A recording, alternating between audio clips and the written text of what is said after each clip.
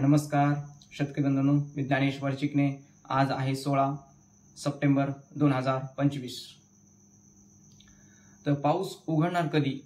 सगळ्यात जास्त शेतकऱ्यांना जे आहे ते सध्या जर पाहिलं असेल तर सध्या पाऊस उघडणार कधी हेच प्रश्न निर्माण होत आहे। तर पाऊस उघडणार कधी ही पण आपण तारीख देणार आहोत। आणि ह्याच्या अगोदर तुम्हाला मी काल सुद्धा तारीख दिलेली आहे। फेसबुक आपल्या फेसबुक पेज हवामान अंदाज ज्ञानेश्वर चिकणे या फेसबुक पेजला तुम्ही फॉलो करण्यास सुद्धा विसरू नका। आणि ह्याच्या अगोदर मी सतत 7-8 महिन्यापासून सांगत आहे की यावर्षी सरासरीपेक्षा खूप मोठ्या प्रमाणामध्ये पाऊस पडणार। मी अशा शेतकऱ्यांना सतत सांगत असतो आपल्या व्हिडिओच्या माध्यमातून किंवा ग्रुपच्या माध्यमातून। आणि प्रत्येक वेळेस सांगितले की मी बऱ्याच वेळेस सांगितलेले की गोदावरीला पाणी येणार आहे। त्याचबरोबर गोदावरीच्या उपनद्या ज्या आहेत त्यामध्ये सिंधफणा असेल किंवा पूर्णा असेल या सुद्धा नद्या मोठ्या ह्यावर्षी खूप मोठ्या प्रमाणात वाढणार आहेत, वाहणार आहेत। आणि मोठाली धरणं जी आहेत त्यामध्ये जायकवाडी असेल, जायकवाडी पैठण असेल किंवा उजनी धरण असेल किंवा त्यापेक्षा छोट्याले धरण असतील हे सुद्धा आपल्या राज्यामध्ये भरणार ही सुद्धा आपण अंदाज ह्याच्या अगोदर बऱ्याच वेळेस दिलेले आहेत आणि ते अंदाज अचूक उतरलेले आहेत। तर माझ्या चॅनलवर तुम्ही नवीन असाल तर तुम्ही सबस्क्राईब करायला विसरू नका आणि शेअर पण करायला विसरू नका। ज्यांनी सबस्क्राईब केले नसेल चॅनलला त्यांनी पण सबस्क्राईब करा।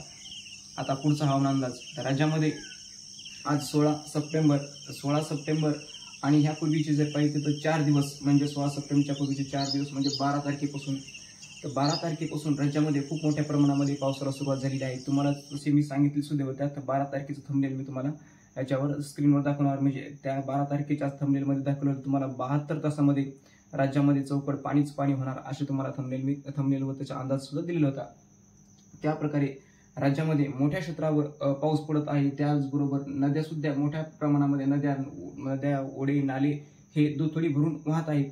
तर काही ठिकाणी पूर परिस्थिती सुद्धा बऱ्याच ठिकाणी निर्माण झालेली आहे। त्याचबरोबर पूर परिस्थिती नांदेड ही जी नांदेड भाग आहे नांदेडला गोदावरीचा पूर परिस्थिती निर्माण झाली आहे। त्याचबरोबर उजनी धरणातून जे चंद्रभागा या नदीला चंद्रभागा भीमा नदीला या नदीला सुद्धा पूर परिस्थिती निर्माण झालेली आहे। त्याचबरोबर पूर्णा नदी येथे सुद्धा पूर परिस्थिती झालेली आहे। आणि एकंदर पाहिलं तर राज्यामध्ये सर्व धरणातून पाणीही सोडले जात आहे। धरणं जे आहेत मागच्या आठवड्यामध्ये काही भरायचे राहिलेले धरण त्या मागच्या आठवड्यामध्ये फुल धरणं भरलेले आहेत।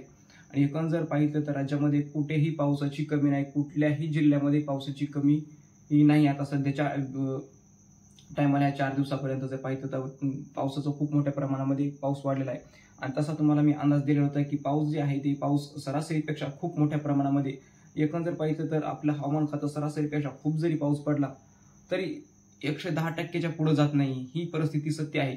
पण आपण सांगितलं की त्यामुळे आपण खूप सांगितलं होतं जास्त त्यामध्ये आणि खूप म्हणलं की त्यामध्ये आता जर सध्या जर पाहिलं तर गोदावरी नदीमध्ये जवळपास पैठणचे धरणं तीन धरणं भरतील एवढं पाणी खाली पैठणपासून खाली गेलेलं आहे। म्हणजेच ह्याच्या खाली इतकंच गेलेलं आहे। म्हणजे आतापर्यंत म्हणजे पैठण धरले आतापर्यंत 4 धरणं भरतील एवढं पाणी आतापर्यंत या गोदावरी पात्रातून जवळपास नांदेडपर्यंत वाहिलेलं असेल इतकं पाणी पाऊस पडलेला आहे। ही परिस्थिती आज राज्यामध्ये आहे। आणि शेतकऱ्यांचे जे पिकं जे आहेत पिकं मोठ्या प्रमाणामध्ये नुकसान झालेले आहे पिकांची सुद्धा। तर पुढे अजून 4 दिवस त्यामध्ये हिंगोली जिल्हा, नांदेड जिल्हा, लातूर जिल्हा ह्या जिल्ह्यामध्ये खूप मोठ्या प्रमाणामध्ये सुद्धा पाऊस पुढील 4 दिवसामध्ये राहणार आहे। कारण आपल्याला अंदाज आता फास्ट घ्यायचा आहे की आपला हा व्हिडिओ मोठा होऊ शकतो। हे पुढील 4 दिवसामध्ये इथं सुद्धा 24 तासामध्ये 3-4 तासाचे पाऊसच राहणारच आहे त्यामध्ये। आणि त्यामध्ये काही कालावधीमध्ये 3-4 तासाचा सूर्यप्रकाशित वेळ सुद्धा तुम्हाला मिळणार। पण मेघगर्जनेसह पाऊस त्याच्यामध्ये 24 तासामध्ये मेघगर्जनेसह पाऊस असा 4 दिवसामध्ये ह्या 24 तासाने असा पडण्याची शक्यता आहे त्यामध्ये। त्याचबरोबर परभणी जिल्हा, बीड जिल्हा, धाराशिव जिल्हा या जिल्ह्यामध्ये सुद्धा मेघगर्जनेसह पाऊस पडणार आहे या 4 दिवसामध्ये। म्हणजे 21 तारखेपर्यंत पावसाचं प्रमाण जे आहे राज्यामध्ये कमी राहणार नाही। एकंदर पाहिलं तर आता जालना जिल्हा, छत्रपती संभाजीनगर जिल्हा आणि अहिल्यानगर जिल्हा या जिल्ह्यामध्ये सुद्धा मेघगर्जनेसह जोरदार विजेच्या कडकडासह पुढील 4 दिवसामध्ये पाऊस पडणार आहे। त्यामध्ये पुढील 4 दिवस दररोज पाऊस पडणार। त्यामध्ये 3-4 तासाचा पाऊस पडणार आणि त्यामध्ये दिवसाचे 3-4 तास ऊन असे तुम्हाला किंवा 3-4 तासापेक्षा अधिक 5-6 तासापर्यंत ऊन मिळेल। पण पाऊस पण संध्याकाळी जर पाऊस आला तर संध्याकाळी थोडीफार उघडीप पाहिजे। म्हणजे 24 तासामध्ये सरासरी एकूण जर पाहिलं तर 10-12 तास उघडीप आणि 5-6 तास पावसाची अशी राहतील एक असा। त्याचबरोबर आता नाशिक विभागामध्ये, नाशिक विभागामध्ये फक्त जर पाऊस कमी असेल तर सध्याच्या या पिरियडला, तर म्हणजे या मागच्या 12 तारखेपासून तर पुढे 21 तारखेपर्यंत फक्त नंदुरबार जिल्ह्यामध्येच पाऊस कमी राहण्याची शक्यता आहे. नंदुरबार आणि धुळे जिल्ह्यामध्ये, म्हणजे या जिल्ह्याच्या तुलनेने जे इकडे जे जिल्हे आहेत त्याच्या तुलनेने कमी राहण्याची, पण इथं सुद्धा पावसाचं प्रमाण जे आहे ते सरासरीपेक्षा जास्तच आहे. आणि आता नाशिक जिल्ह्यामध्ये सुद्धा खूप मोठ्या प्रमाणामध्ये पाऊस पडणार आहे. त्यामध्ये नाशिक जिल्ह्यामध्ये पुढील 19 तारखेपर्यंत पुढील 4 ते 5 दिवस मध्ये मेघगर्जनेसहित त्याच्या पण शेतकऱ्यांनी सतर्क करायचे आहे, सावध राहायचे आहे. आणि ह्या अकोला, अमरावती जिल्हा, अमरावती विभागामध्ये सध्या पुढील 4 ते 5 दिवस सतत पाऊस राहणार आहे. त्यामध्ये मेघगर्जनेसह, विजेच्या कडकडासह अकोला, अमरावती, बुलढाणा, वाशिम, यवतमाळ यातील इतरच्या शेतकऱ्यांनी सुद्धा सतर्क व सावध राहायचे आहे. आपल्या गुरेवासरांना पण सुरक्षित ठिकाणी ठेवायचं आहे. आणि तुम्ही पण सुरक्षित ठिकाणी, कारण सध्या जर पाहिजे परिस्थिती, आपल्या राज्याची परिस्थिती खूप बिकट भयंकर परिस्थिती झालेली आहे की आपल्या राज्यामध्ये जे इथून मागचे 15 दिवसापूर्वी राजस्थान आणि त्याचबरोबर पंजाब याला जी आपण जी पूर परिस्थिती पाहिजे, ती पूर परिस्थिती आपल्या राज्यामध्ये निर्माण होण्याची शक्यता पण आहे त्यामध्ये. पण ती पूर परिस्थिती जी होती ती एकदम जोरदार स्वरूपाचे पाणी होते. पण तशी जी परिस्थिती जर पाहिजे आपल्या राज्यामध्ये, तर आपल्या राज्याचा भाग जे आहे सखल भाग असल्यामुळे तेवढे वेगवान पाणी नद्यांना राहणार नाही. त्यामुळे आपली जी जीवित व वित्तीय हानी आहे त्यामध्ये आपल्या भागामध्ये एवढी होणार नाही. पण पिकाची मात्र मोठ्या प्रमाणामध्ये नुकसान होणार, हे तुम्हाला मी ठामपणे सांगू शकतो. आणि विदर्भामध्ये सुद्धा पाऊस राहणार आहे. त्यामध्ये 4 ते 5 दिवस विदर्भामध्ये सुद्धा सतत पाऊस सुरू राहणार आहे. त्याचबरोबर पुणे विभागामध्ये, पुणे, सांगली, सातारा, कोल्हापूर या जिल्ह्यामध्ये सुद्धा आता इथून पुढे पाऊस वाढणार आहे. पुणे विभागामध्ये सुद्धा पुढील 4 ते 5 दिवस पुणे विभागामध्ये पाऊस होणार. त्यामध्ये मुसळधार पाऊस, अतिवृष्टीजन्य पाऊस पुणे विभागामध्ये सुद्धा होणार. सातारा, सांगली, कोल्हापूर या जिल्ह्यामध्ये, त्याचबरोबर कोकणामध्ये. एकंदर पाहिजे तर संपूर्ण राज्यामध्ये पुढील 4 ते 5 दिवस म्हणजे 21 तारखेपर्यंत पाऊस हा अतिजोरदार स्वरूपाचा राहणार आहे. त्यामध्ये तुम्ही शेतकऱ्यांमधून तुम्हाला कळकळीची विनंती की सावध व सतर्क करा. आणि आपल्या राज्याच्या सर्व भागामध्ये ज्या नद्या आहेत किंवा ओढे नाले आहेत त्या मोठ्या दुथडी भरून वाहत आहे. त्याचे कारण, एक मुख्य कारण म्हणजे त्यामध्ये जे पाऊस आहे त्या याच्या अगोदर पाऊस पडायचे, त्यामध्ये पश्चिमेला पाऊस पडला तर पूर्वेला पाऊस पडत नसत, पूर्वेला जर पाऊस पडला तर पश्चिमेला पाऊस पडत नसता.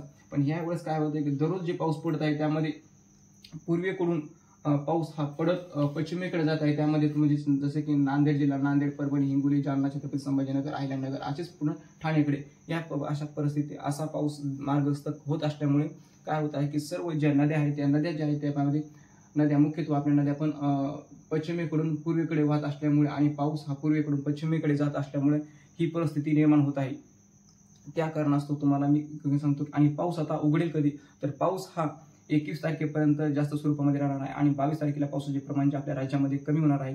आणि 23 तारखेला अजून त्याच्यामध्ये पावसाचं प्रमाण कमी होणार. त्यामध्ये कारण की 23 तारखेला पावसाचे प्रमाण होण्याचे कमी कारण त्यामध्ये बंगाल वादळ, चक्रीवादळ वादळ निर्माण होणार आहे. त्यामुळे काय होणार आहे की जे इकडचं जे बाष्प जे आहे ते इकडे बाष्प खेचले जाऊन समुद्रामध्ये, बंगालच्या समुद्रामध्ये खेचले जाणार असल्यामुळे काय होणार, इकडचा पाऊस पण कमी होणार आहे.